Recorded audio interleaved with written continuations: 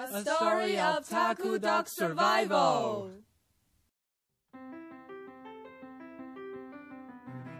Taku Dock was built in 1880 in Taku district of Tianjin, China.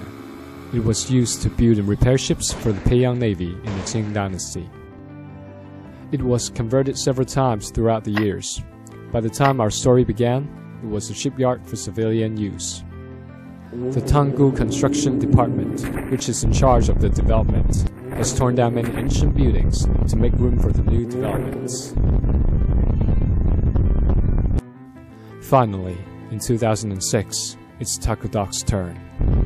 A new underwater tunnel was planned to go right beneath the dock, which would lead to its destruction. But the construction department didn't expect this guy to stand in their way. That is Mr. Wang, the director of the shipyard. He was the first one trying to save the dock. A long fight between conservation and destruction then began. Mr. Wang wrote a letter to the National Administration of Cultural Heritage to seek for help. In China, ACH is in charge of cultural relic conservation. Having received the letter, the National ACH passed on the message of addressing this issue to lower administration.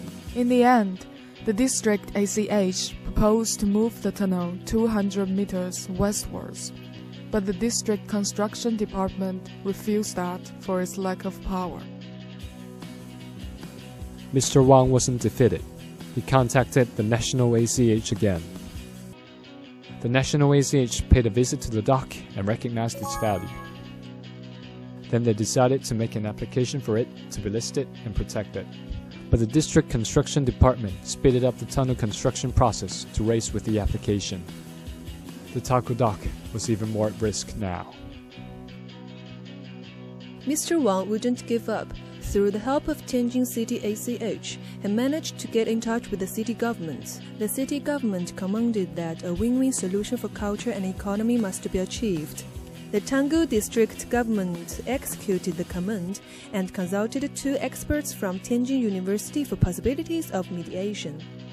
The district construction department proposed a reconstruction of the dock after destruction. But the experts pointed out that it must remain intact to ensure its authenticity. The consensus couldn't be reached, and there was only 15 days before the destruction.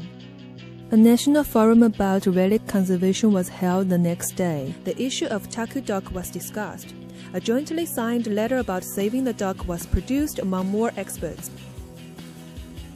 The letter was handed in to the city government. It put enough pressure on them to send a command to stop the tunnel construction process right away. KO. In the following days, a new plan for the tunnel route, which turned westwards away from the Taku Dock, was produced.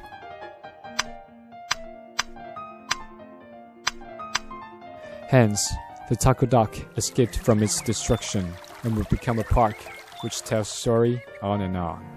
So, how did the conservation of the Taku Dock win over its destruction? First of all, it requires the effort of a wide range of actors, from ordinary citizens to government leaders.